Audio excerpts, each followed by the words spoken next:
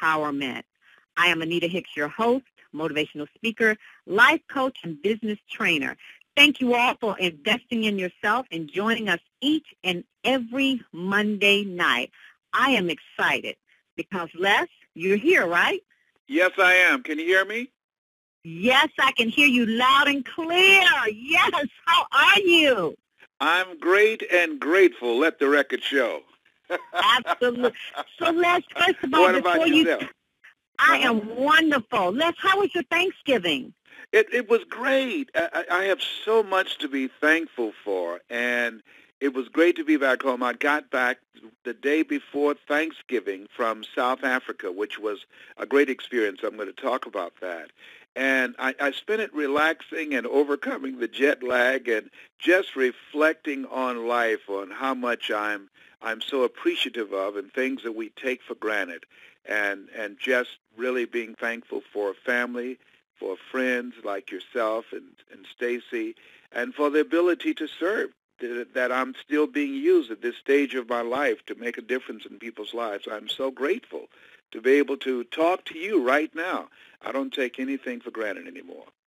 Well, Les, I tell you, I can hear it in your voice. I hear the strength. I hear the passion in your voice. I've been following you in South Africa. I watched your video as well, and I looked at your post. So I am thankful for you. I'm thankful for this call that you do and you put out in the universe and how much you give. A lot of people, they hear you on this call, but they don't know how humble you are and how much you actually give. And you deposit back into us as your platinum speakers. So I want to say thank you, and I am thankful for you. But right now, I am excited to hear what you have to say. So I'm going to put my phone on mute. Okay, now, did you get the information about the event we're doing this Friday in Los Angeles at the Founders Church? Did Hassan talk about that? Yes, he did, and Stacy's going to talk about that at the end of the call. We're going to get all the announcements. Hassan talked about it. It is on your Facebook page, and we're going to mention it again at the end of the call. Fantastic. Okay, thank you so much. I appreciate you. I'd like to thank everybody for being on the call, and I trust that you had a great Thanksgiving with your family and your friends. And I want to give a message to the young lady who called, and she said that she was sleeping in her car, going through this journey, this growth experience, been there, done that, bought the T-shirt. Don't define yourself where you are right now. If you don't have two pennies to roll together, you woke up in your right mind, you have your health. Trust me on this. You're still here, and this is just a journey. And the fact that you're at this stage of your life, when you're down to nothing, that means that God is up to something. Keep that in mind. When you're down to nothing, that means that God is up to something with your life. That has happened to me time and time again, and others. 8 out of 10 millionaires have been financially bankrupt. Walt Disney filed bankruptcy 7 times and had 2 nervous breakdowns, but he was able to bring joy to the world. And I want everybody to think about your goals, think about your dreams, think about what you are thankful for. I had the opportunity to spend some time in South Africa, and it was a great experience, an eye-opening experience. I want to say congratulations to Candace Haynes, who's one of our platinum speakers. She's 25 years old, a former Marine out of Fort Lauderdale, really out of Miami, but lives in Fort Lauderdale. And she did an outstanding job. For those of you that don't know, our goal and objective is to train 100,000 voices of hope and help to accelerate the careers of people that are serious. And Candace is one of those individuals that's serious. She's a marketing genius and help people to package themselves and market themselves on the internet. But in addition to that, and capturing their image on video, she's a producer for Tracy Lynn Fashion and Jewelry. But she can speak. And let me tell you, she brought the juice. She made the old man work. She worked that audience in South Africa. She and Dr. Julie, they brought it from down deep. You could hear the drums beating when they got through. Coconuts were falling off the trees. Elephants were roaring and lions. They brought it from down deep. It was an experience. And it was great to see this young person speaking an international plantation a platform and making a difference in living her dream, but also her work ethic and a level of seriousness and humility and versatility and how people connected with her. I want to ask you, what is your dream? I want you to think about that. We're doing an event called Jumpstart. Get a jump start on 2014. Let me tell you one of the fascinating things that happened for me. I got a chance to spend time with entrepreneurs and people who are life coaches and people who are seeking to develop their story and learning how they can be able to communicate massively and to create a global brand. And to travel around the world and earn 7 figures. And one of the fascinating things about where I was, and I did some interviews with some of the people one-on-one. A young man pulled me to the side and he said, "Mr. Brown?" I said, "Yes." He said, "I read your book, Live Your Dreams, 10 years ago." And he said, "I enjoyed it. I received it as a gift from my father. And I want to ask you something, sir." And I said, "What is that?" He said, "How do you do that?" I said, "What do you mean? How do you live your dream? That's what the book is about." "No. How do you dream?" Whoa. Because here, this young man who received my book 10 years ago, and that was 10 years after apartheid, that here's a young man that lived under an oppressive government that they were not allowed to dream. Black people, colored people were not allowed to dream. People from India were not allowed to dream. There was no option for them to become a doctor, to dream about becoming an engineer, to dream about being on television, to dream about becoming an engineer or going to some next level or traveling around the world or buying their own home, owning property, or being financially independent. That was not an option. They were living under an oppressive government, that it was a mandate that they could not dream. They could only serve the Africans. They could only serve those who were in control. They couldn't dream. And what struck me, here, this young man said, "How do you dream?" And I thought about just coming back home. I couldn't help but reflect so many people who have the opportunity to dream, but don't dream. Don't dream. So caught up in the bling-bling. So caught up in entertainment-driven culture. So caught up in thingism. Only concerned about the things that they can accumulate. And it reminded me of the words of "Lift every voice and sing," James Weldon Johnson. There's a line in there, "Lest our feet stray from the place our God, where we met thee. Let our hearts drunk with the wine of the world, we forget thee." And that there's so many young people as well as adults who are so caught up in the distractions of life, who's so caught up in the bling-bling and the tattoos, and so caught up in the distractions that just entertain them, and nothing on their minds. Nothing. Not living a life of purpose and meaning and value. That if they died now, that the only way that you could know that they're dead if they happen to die in their home is because of a stench coming through the door. But not because of the kind of life that they live, where they were making a difference, where they were making a life that had some contribution, where they were able to give some service that people would be talking about them for years because of the quality of their life, because of the impact of their lives, because of the signature that they left and how they lived their lives. Somebody said that life is God's gift to us, and how we live our lives is our gift to God. Here's a young man saying, how do you do that? How do you dream? We have others who have the opportunity to dream who won't dream, who won't go to school, who drop out, who spend all of their time filling their minds with head trash and blaming everybody for their situation but themselves. How do you do that?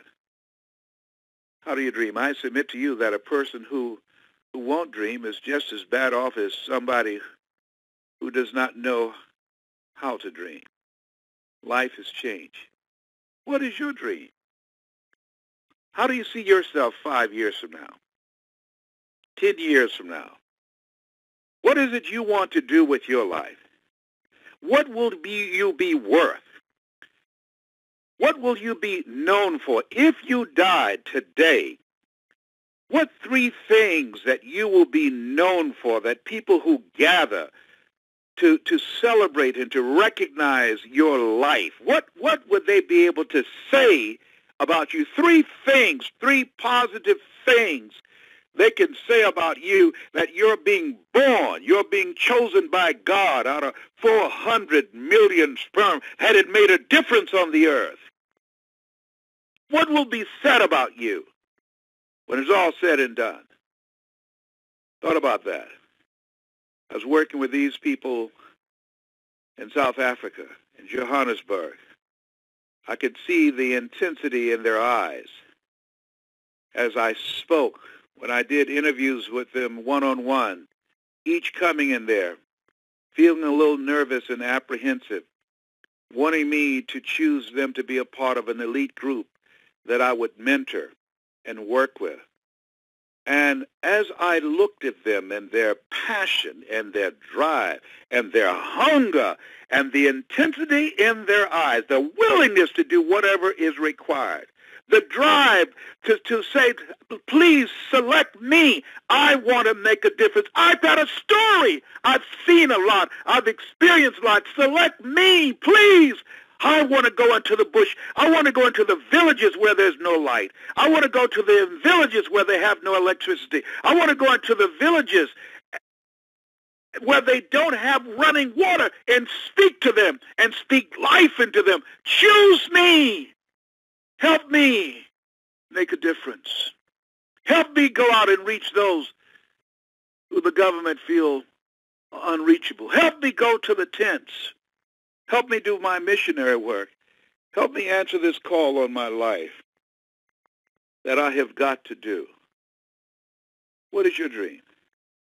Not one of the individuals that I interviewed that came to talk, that waited in line to be chosen, not one of them said in the interview, I want to make a lot of money. That was not their primary objective. And that resonated with me.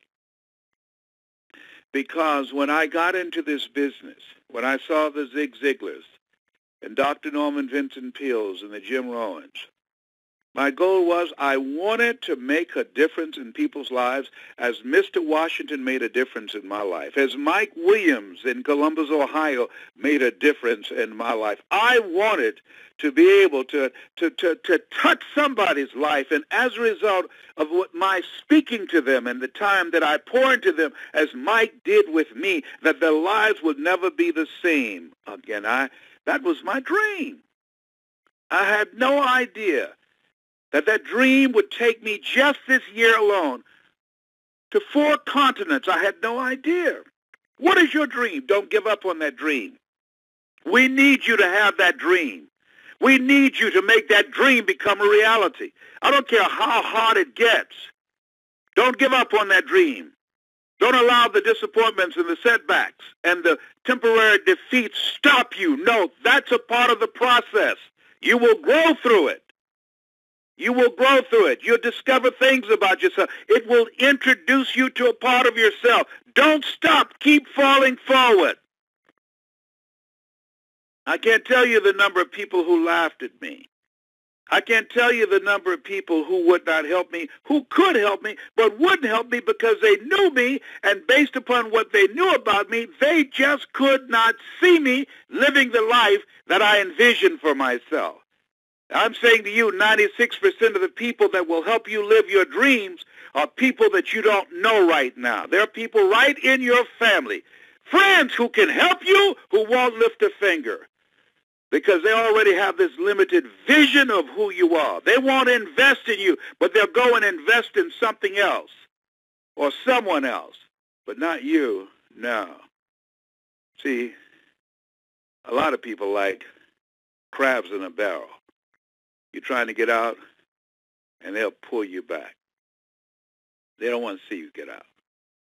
Some people don't want to see you doing better.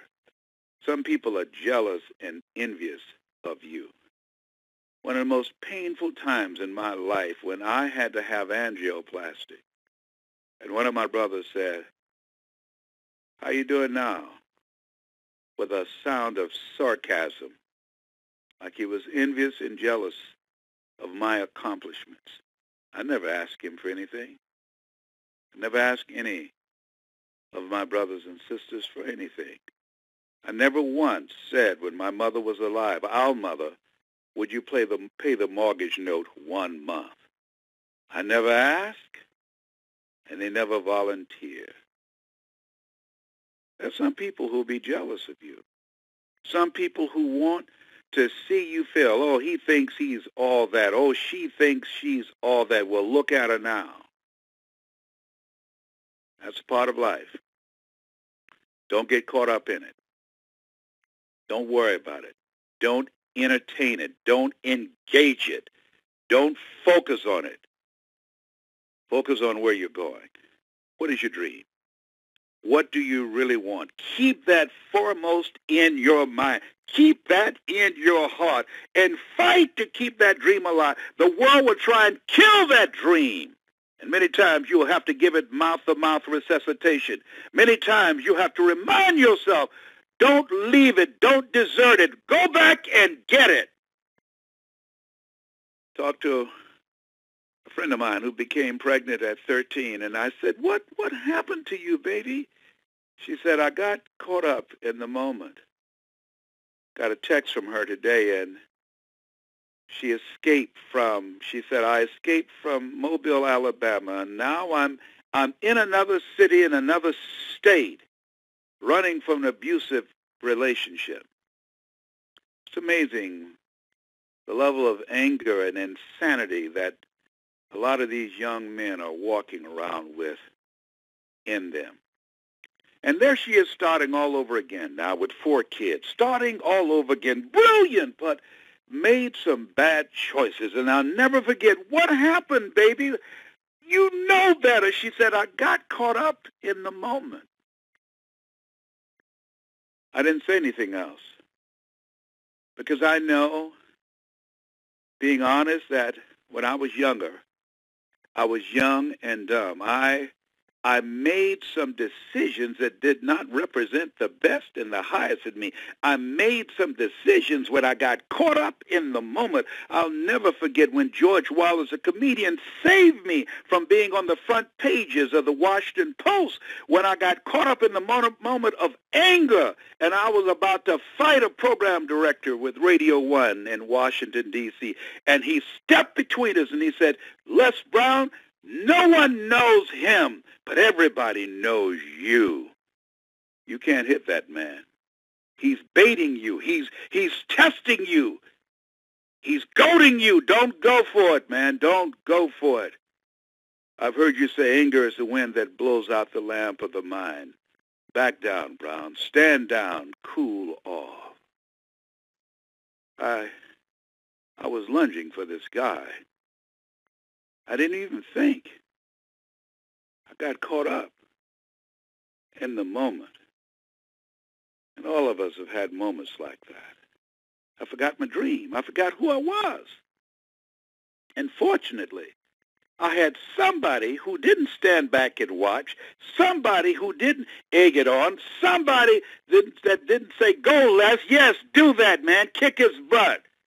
No, I had somebody, George Wallace, a comedian, who said, no, Brown, you're better than this. See, when you have a dream and goal, things will happen. People will test you. Things will happen to distract you, to derail your dream. And many times you need people around you that will check you, that can speak to you, and you will listen to them. Many times when they're not around, you got to check yourself. And I've had those moments. Had to check myself. When I had moments of fear, when I was in environments where I had to speak, and I had to convince myself while I was pacing back and forth behind the curtains and being nervous, and people who went before me, and they were strong and good and mesmerized the audience, and I was intimidated. I had to check myself and said, you don't have to compete with them. You've got a voice. You've got a story. You can speak. Just be you. I had to check myself. Just be you. There's not another Les Brown, Mamie Brown's baby boy. You corner this market here. This is you. This is what you do. This is who you are. See, sometimes in life, when you have a goal, you have a dream, you got to check yourself. You got to talk to yourself and convince yourself, encourage yourself that I can do this. And I have to ask you a question. Who's around you? Constantly look at yourself and ask yourself this question. Who's around me? Who's in my circle? Who's in my ear? Because the relationships in your life, they're either lifting you up or they're taking you down. There's no middle position. There's no holding position in life. They either elevate you or they are compromising your strength and your power. Who's in your circle? Who's in your ear? Who's influencing you? Studies indicate you earn within $2,000 to $3,000 of your closest friends. What are you reading? What are you watching? How are you spending your time? Because based upon how you spend your time, you say you've got goals and dreams. If you're spending more time with your friends, if you're spending more time filling your head with head trash, if you're spending more time throwing your time away and don't know where the time went, if you spend your time going through the day rather than focusing on what can you get from the day, and you're not spending the majority of your time and energy on your dream, you're seriously not serious. Because when you have a dream, it takes everything in you. When you have a dream, it takes that look in those eyes that I saw in South Africa. It takes that level of energy and intensity that I felt from them. When you have a dream, it takes a mindset that I'm going to make it happen no matter what. It takes that kind of attitude, as A.L. Williams talked about. All you can do is all you can do. And all you can do is enough, but make sure you do all you can do. And I had to do that with me. I had to do that with myself on a regular basis. Am I doing all I can do to take care of me, to keep my mind straight, and to focus and to ignite and to continue to take my healing to the next level? Am I doing all I can do? And I had someone in my circle who looked at me and said, you're not using your mind to serve you. And the biggest battle you've ever been in your life, you can do this. And I had to hear him. It's very good to have people in your life that you can hear, that they speak to you and not become defensive and not come up with excuses. And not only must you look at your relationships and ask, what is this relationship doing to me? But when you have an assignment on your life, I can tell you, as much as you have chosen the dream, the dream, it has chosen you. It has chosen you. So I say, make your life count. Make it count. To have that kind of mindset, I'm going to make my life count. I heard a lady who said on a plane, she saved for 2 years. For 2 years, her goal was to buy her husband a tattoo. That was her focus for 2 years. Now, and there's nothing wrong with tattoos, but to me, if you're going to have a goal, if you're going to focus on saving something for 2 years, let it be about starting a nonprofit that will be designed to reduce the carnage, the killings that are taking place among our young people, taking each other out because they don't know who they are and they don't value human life. And when you don't value your own life, you don't value somebody else's life. Lady called me today. She said, Mr. Brown, I remember when you were in Chicago and you were trying to start a community organization at the Regal Theater, and people were excited about that, and you had some political opposition. Are you coming back to do that? I remember when you went for 6 weeks in a row to the Peace Center in Englewood to try and reduce the violence there, and you got in a fight. The 6th week that you were there, those people got in front of you, and a guy tested you, and you got in a fight. It was on the front page of the Chicago Defender. Will you be back? Because so many people are being killed here. A lot of people love to see you come do that again. And when I think about her voice, I said, what are you doing? See, one of the things I realized, that everything happens as it should.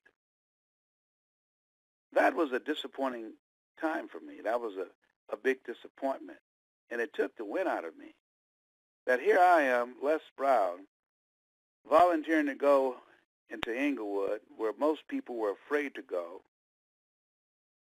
And a guide confronts me with 5 other young men standing around, backing him up, at a crowd of about 100 people, and he didn't know me well because Liberty City came out.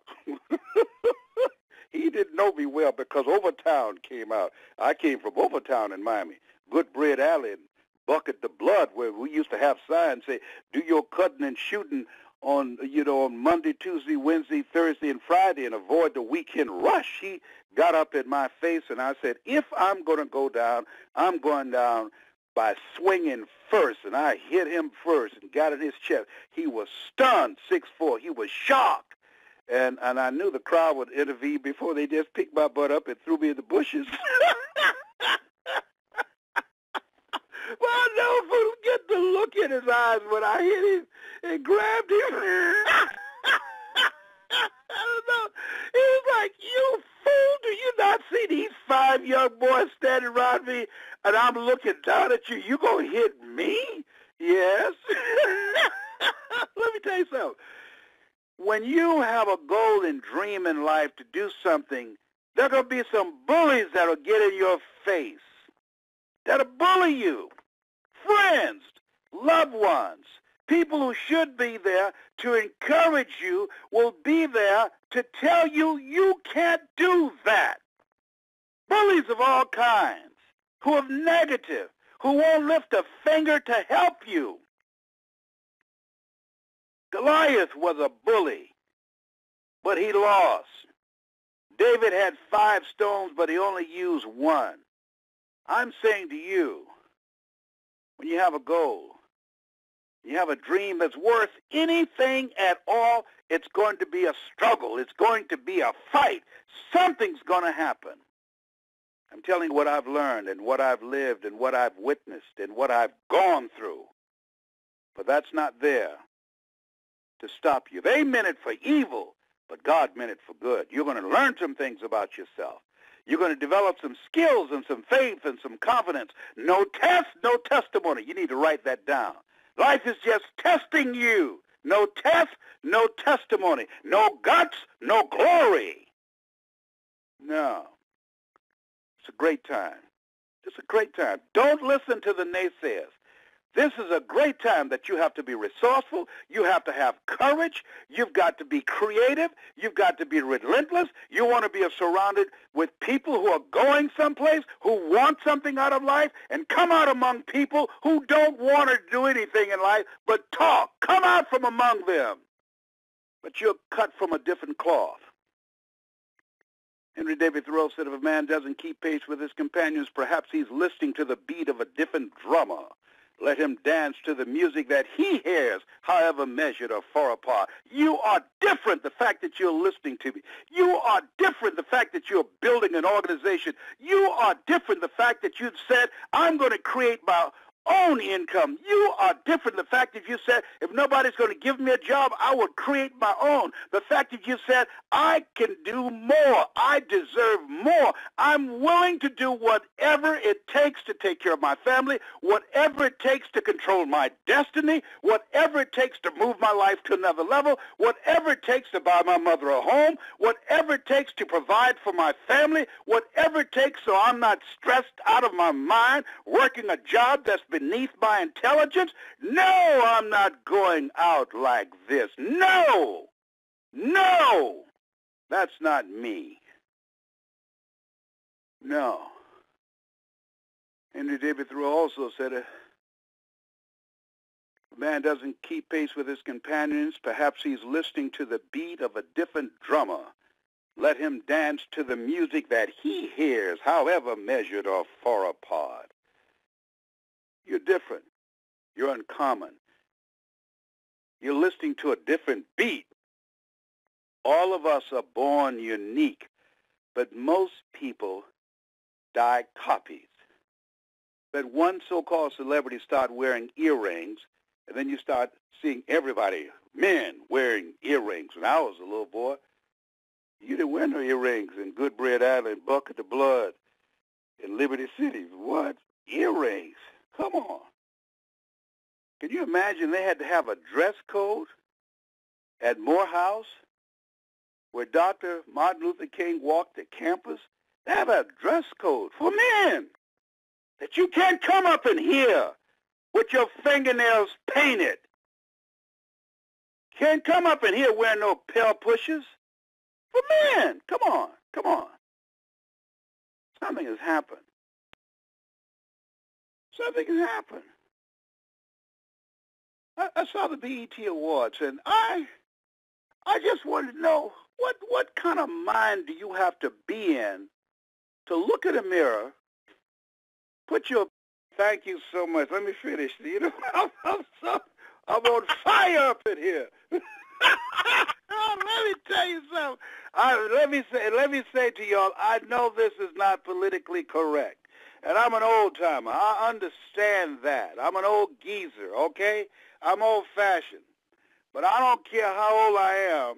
I still want to know what state of mind do you have to be in to stand in the mirror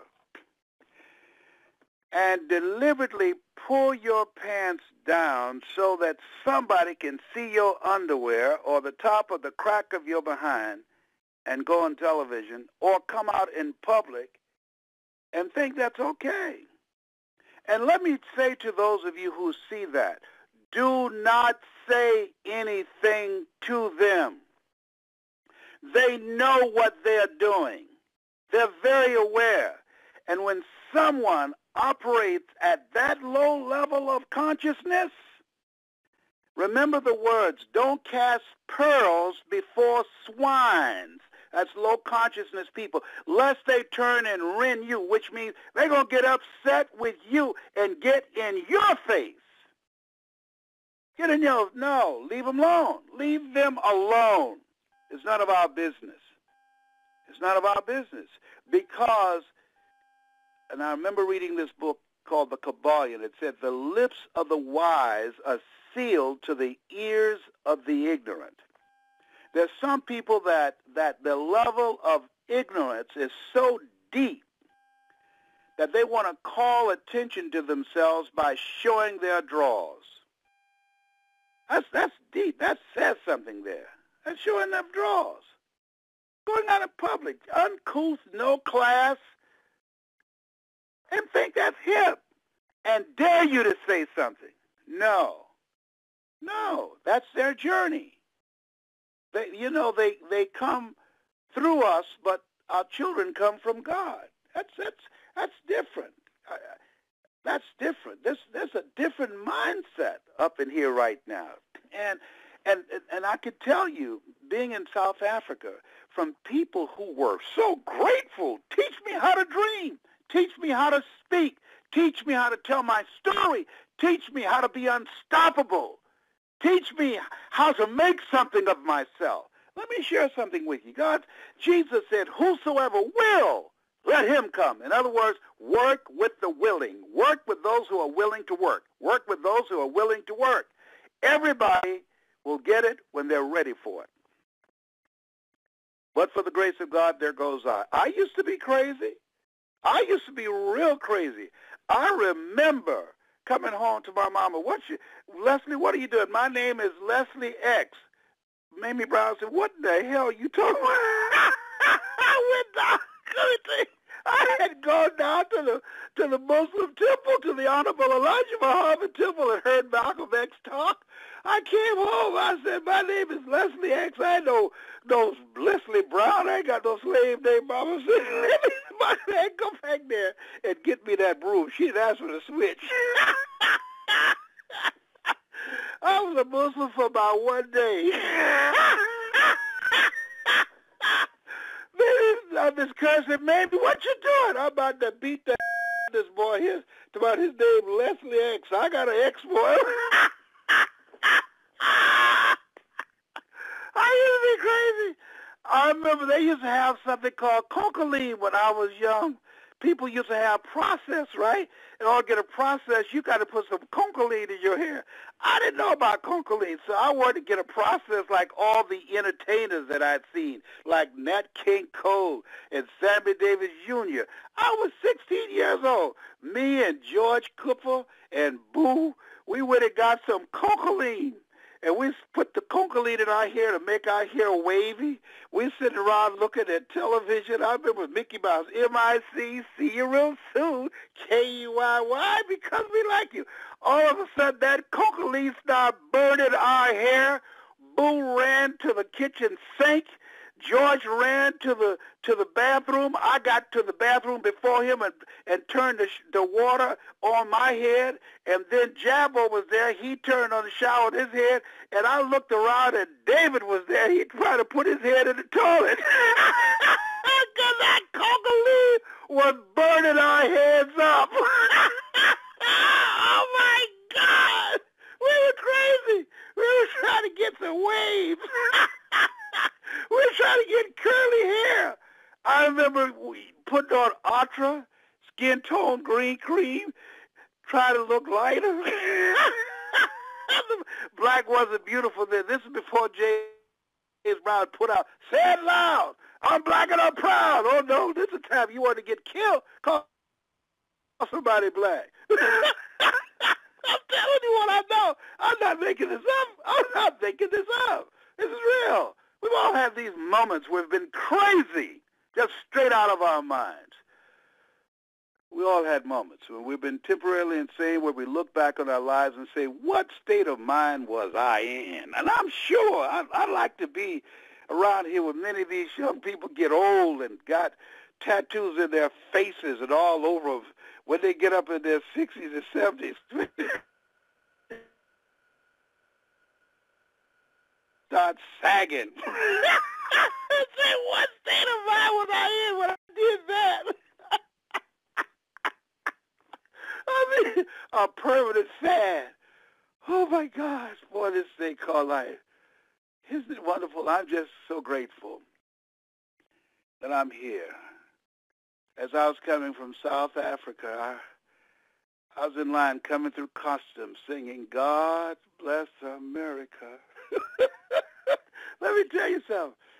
Stuff we take for granted. Mr. Brown, how do you do that? What are you talking about? How do you dream? When I was in Poland and went to Auschwitz and went to the prisons and saw the faces of men, women, and children, Jews that were exterminated, killed because they were Jews in 1945 in Poland. This takes your breath away. Traveling internationally, you got to travel. You got to go around the world. There's things to see. There's a whole world out here. And I see it in your future. I don't know you. I can't see you. But the fact that you're listening to me says that you are cut above. The fact that you have not hung the phone up and turned on the television. The fact that you're still here says there's something in your heart of hearts that says there's another world out here, and I want to live a bigger life. And I see that for you. I see that for you. If you're sleeping in your car, if you're sleeping on a friend's couch, if you don't have two pennies to rub together, I see you. I see you living your dream. I see you having the power to do more and to have more.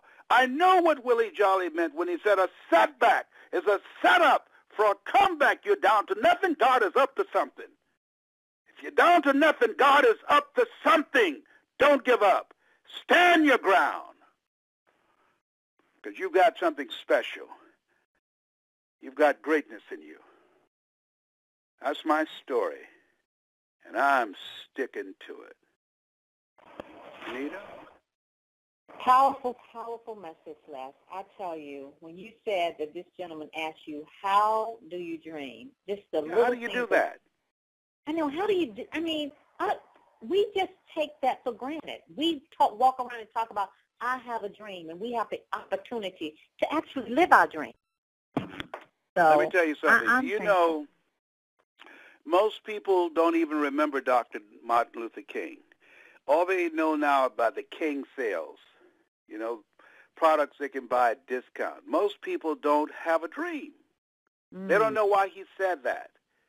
They don't know about the times that when I was a kid and they had a water fountain that black people couldn't drink from the same water fountain as white people. I remember as a kid when I didn't know, I was like 5 years old and ran up to this water fountain and started drinking, and my mother started beating me, and I did not have a clue. Why was she beating me like this? And a white policeman was coming. He had a club, and she told Miss Lillian, she said, I hit my son and started beating him to distract the police officer because I didn't want him to bust my son in the head with his club. And he would have. He would have, you know. I remember we got on the bus, and we had to sit in the back of the bus. I remember working with Sam Axelrod, who was my mentor as a kid, selling TVs, and they had signs on Miami Beach, Jews, dogs, and the N-word, not allowed, in that order. Jews, dogs, and the N-word, not allowed. And the Jews bought it and said, y'all come on. I'm telling you. So it is when being in South Africa, where they are just 20 years out from under a regime of apartheid where they were not allowed to dream, and seeing people who are experiencing the pain and don't know the impact that has had and is now having on their psyche, still is. A lot of stuff that we've gone through, we haven't shaken that off yet. A lot of stuff.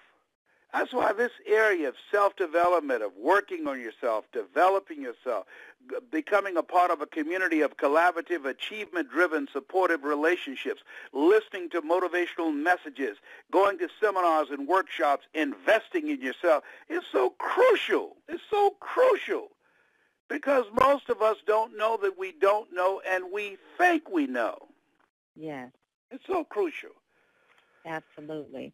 And, you know, you always say what's possible for one is possible for all. And we are actually living in that time.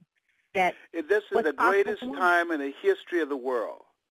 In the history, we are living in a time we saw two things that we never thought we would see. One, Nelson Mandela, who spent 26 years in prison opposing apartheid, came out and became the president of that country and was magnanimous enough to turn to his captors and say to them, I forgive you.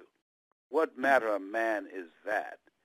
And then President Barack Hussein Obama, born and raised on the south side of Chicago, born in Hawaii, raised on the south side of Chicago, community activist, becoming the most powerful man on the planet, not once but twice in our lifetime. In our lifetime. There are 3 events in our lifetime that we have lived to witness. The first one, 1961, when President Kennedy said, we're going to the moon in 10 years, and we did it in 8. The next one, Nelson Mandela. And the next one, President Barack Obama. And I have to also include the Civil Rights Movement, because for the first time in the history of the world, a minority pushed the majority's back against the wall and got their freedom. That has never happened in the history of the world, that a minority, that we represents 10% of the population, that we were able to fight and get our freedom. Now in South Africa, the blacks are the majority, but in America, we were the minority. That has never happened in the history of the world, the Civil Rights Movement, and we won. Absolutely. So we can do more than produce athletes and drug dealers. We can do more than walk around with our pants below our butts. There's something mentally wrong when your future generation don't have a level of awareness to pull their pants up and to say in the conversations about these young girls, the bootylicious, that's a whole other conversation. This work, that's why we have to train. We have to train 100,000 voices of hope. The church has done it. We can see the church has done the best that it could. You look at the L.A. preachers. Let me tell you something. I hate that program because there are a lot of good men and women who believe in God, who've accepted Jesus as their personal Lord and Savior, who've dedicated their lives to making a difference, and that show is not a true reflection of preachers in this country, of ministers in this country. I know.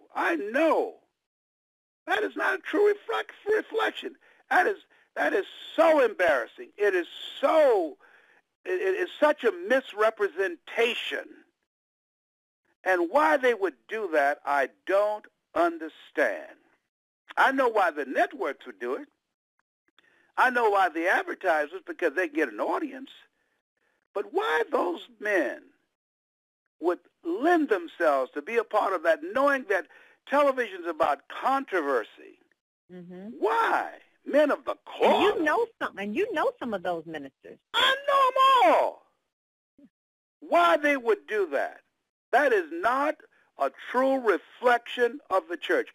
I have never watched a complete episode. When I saw the first one, what's his boy's name? When Jones said, Noel Jones, I am the prize.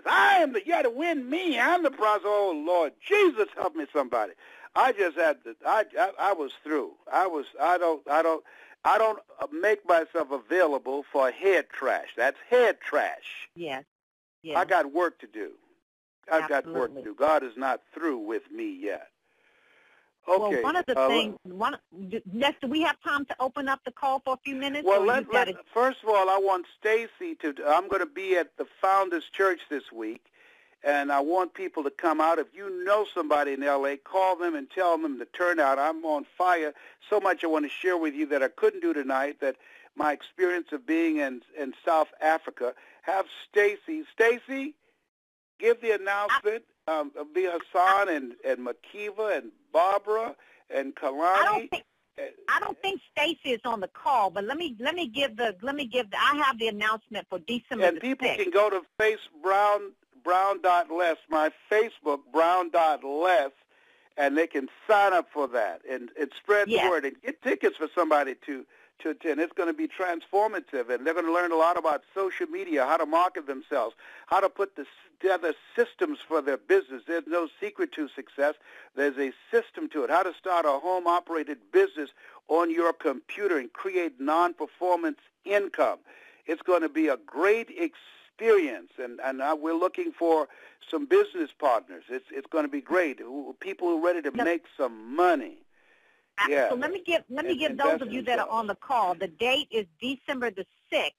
It's from 6 to 10 p.m., and it's at the Founders Center in Los Angeles, California. And you can register for this event, Jumpstart 2014, and you can register at www.brainpowermovement.com/jumpstart. But if you go to Les Brown's Facebook page, brown.les, that's the one where it has over 249,000.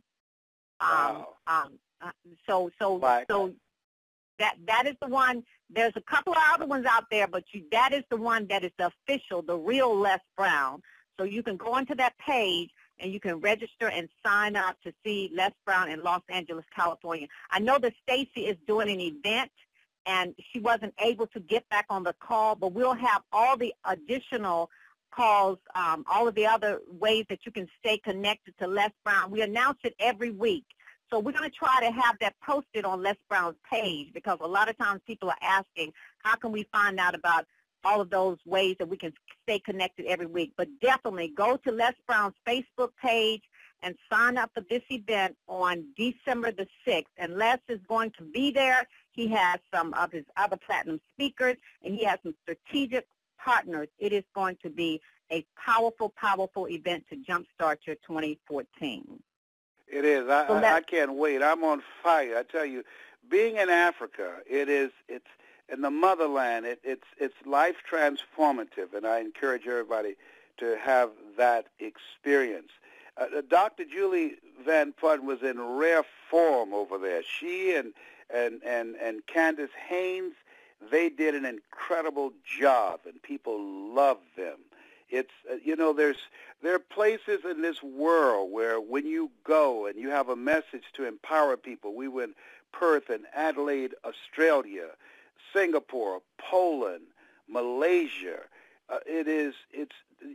There are people, trust me on this, I believe this with all my heart, that if you have a hunger and a passion to change people's lives, there's somebody somewhere around the world waiting to hear your story, and that they are your assignment. They might hear me, they might hear Dr. Julie, they might hear Candace Haynes, but there's some people, I strongly believe, Anita, that's your assignment, and that when you speak, they will hear you. When you come in, when they see you, they will identify with you.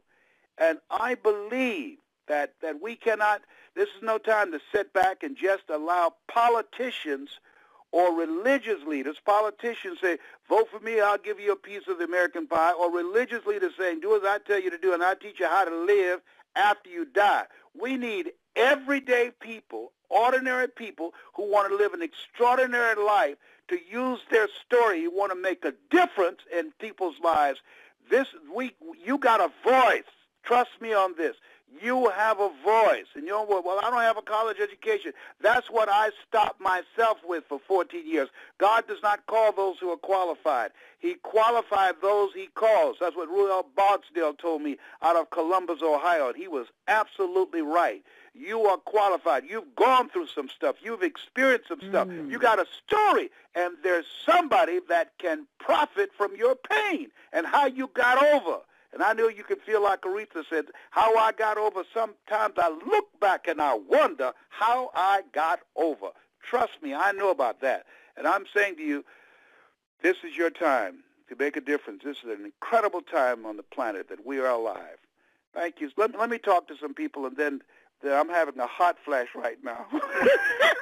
We're going to open up for a few minutes, so star 6 to unmute your line now. For those of you that get on every week and we hear you, we appreciate you. Let's hear a few of the callers that don't get on as often. You know who you are. We love you. We appreciate you. So let's hear some new callers. All callers are muted and may unmute themselves by pressing star 6. Mr. Brown? Yes. Hello? Hello? Hello? Hello. We can hear you. Hello, Mr. Brown. Hello, how are you? Good. This is Emilia. I met you recently at a Success Conference in Maryland. Yes.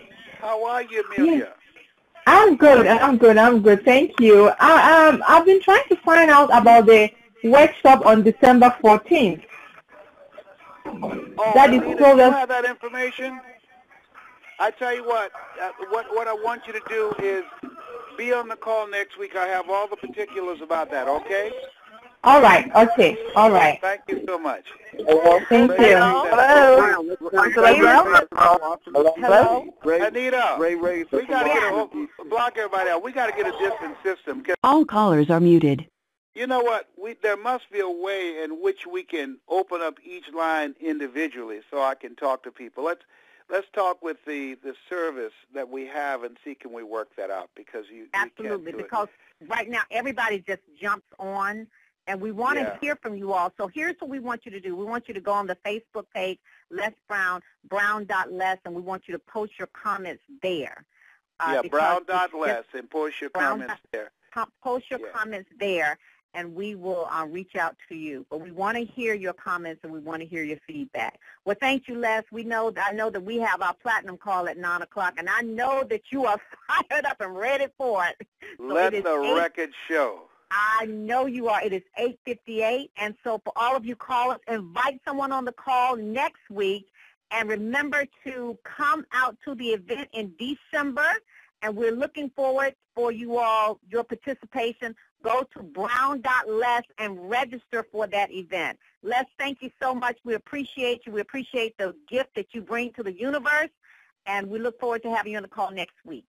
Thank you so much. I'm fired up. I'll be ready next week. I was very calm tonight, but next week I'm going to really cut loose.